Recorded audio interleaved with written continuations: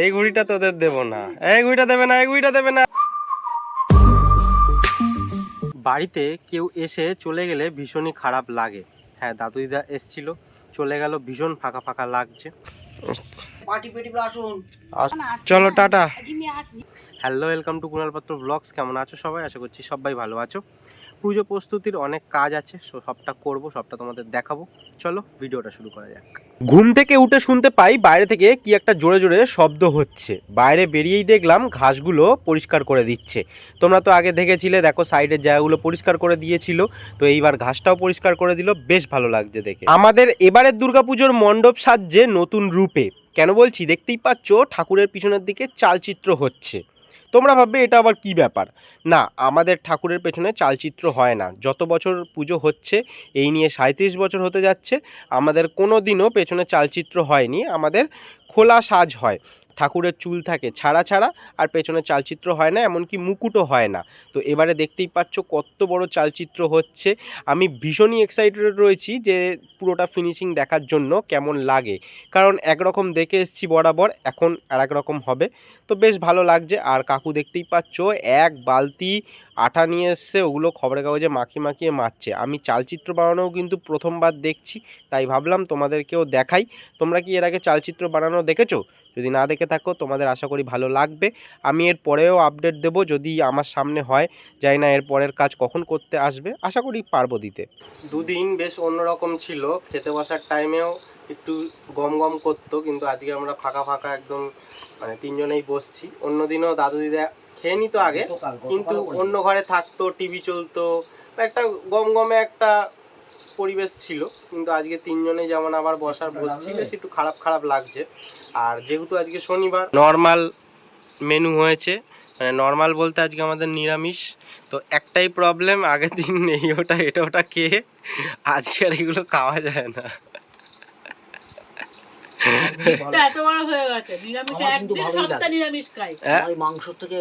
আমার পোস্ত দিয়ে বা আমার ওই, তুমি যদি মানে আলু ভাতটা একটু ভালো করে মাখো, ওরম ভাবে আলু ভাতে দিয়েই খাওয়া হয়ে যাবে। কিন্তু আমি বলছি, কালকে একটা খাসির মাংস খেয়ে আজকে নিরামিষ খেতে কেমন লাগে, একটুখানি মুখের টেস্টটা কেমন লাগে তাই মনে করে খেয়ে নে।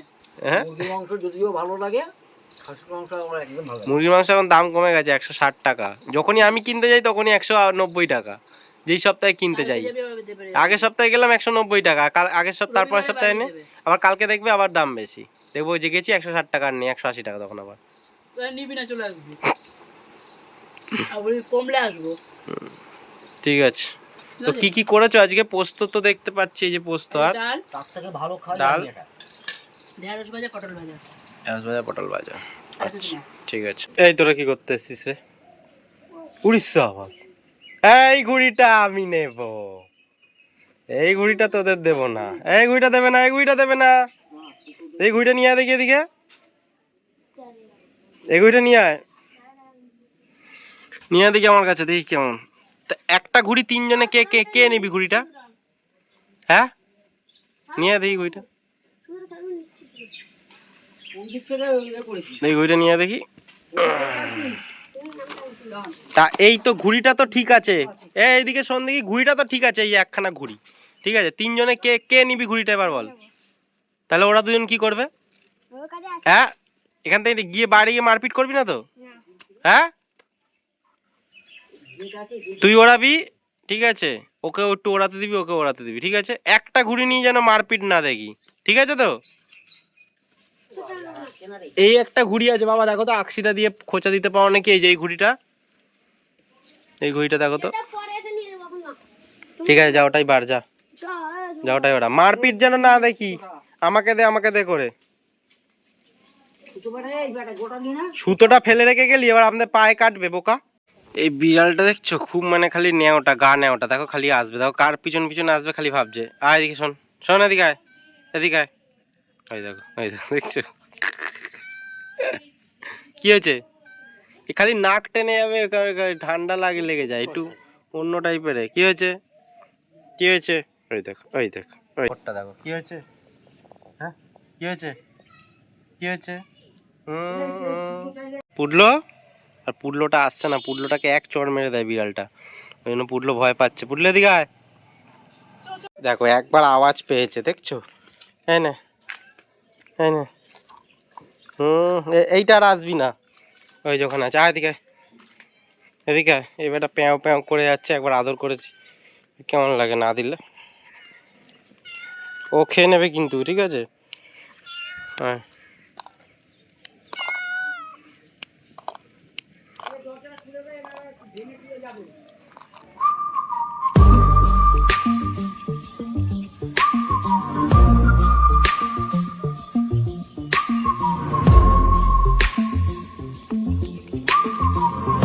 দেখো খাচ্ছে তো, কেমন হিংসা করছে দেখো। আমি গেটটা খুলে দিচ্ছি না, মানে ঢুকলো, এবার বেরোবে না ব্যাটা। এবার বেরোলে যদি বিড়ালটাতে খেয়ে নেয় ওই জন্য, আর ভাবছে মানে এখনো দেবো, ওই জন্য ব্যাটা বেরোচ্ছে না। চলে আয়, চলে আয়। চল, আর নেই, চল। হ্যাঁ হ্যাঁ, না না না না না না, ও কিন্তু চড় মেরে দেবে কিন্তু তোকে। এইবার হবে হচ্ছে ঘর ঝাড়াঝুড়ির কাজ। তো মা অলরেডি শুরু করে দিয়েছে। যে ঝাড়বে, নোংরা পরে তো ভর্তি হবে সারা জায়গা, কিন্তু ওগুলো পরিষ্কার করে দেওয়া যাবে সঙ্গে সঙ্গে, এইটা পরিষ্কার করা যাবে না। সেই জন্য মাছদের আগে ঝট করে খেতে দিয়ে দিলাম, আর কৌটোগুলো ওপরে তুললাম। ওপরে যে কাঁচের চাপা দেওয়া আছে, কিন্তু ওটা একটু ভেতর করে আছে, ওগুলো হালকাই বাইরে টেনে দেবো, যাতে নোংরাটা বাইরের দিক দিয়ে না ঢোকে, ভেতর দিয়ে অল্প অল্প ঢুকবে, কারণ এরকম ভাবে তো হাওয়ায় আর অতটা যাবে না। এরকম দিয়ে দিলাম, এইবার কি নোংরাটা কম হবে, তাও দেখা যাক। পরিষ্কার না কালকে করে দেবো। ওর মাথাটা কি অবস্থা আছে দেখেছিস? মাথাটা থাকুক, হয়তো পড়বে সব নোংরা, সব একসাথে পরিষ্কার করবো। তো মা কাজ করুক। মার কাজের ভিডিও আর করিনি, কারণ খুব ধুলো উঠছিল, আর আমার আছে ডাস্ট অ্যালার্জি। একবার যদি ওখানে থাকতাম আমি, তাহলেই আমার শুরু হয়ে যেত হাঁচি কাশি, সেই জন্য করিনি। এই কাজটা অনেক দিন ধরে পেন্ডিং হয়ে রয়েছে, তোমরা তো সবাই জানো, সেই জন্যই ভাবলাম না আজকে করে ফেলি। দেখো কাটার পর কেমন হয়েছে, এরপর এগুলোর অনেক কাজ বাকি আছে, তোমাদেরকে একটা অবশ্যই আমি করে দেখাবো। তো বলো কেমন হচ্ছে। এইবার এইগুলোকে সব কাটিং করে করে করে করে আঠা দিয়ে পুরো রাউন্ড শেপে করতে হবে, কারণ দেখতেই পাচ্ছ কাটার পরে রাউন্ড শেপে নেই।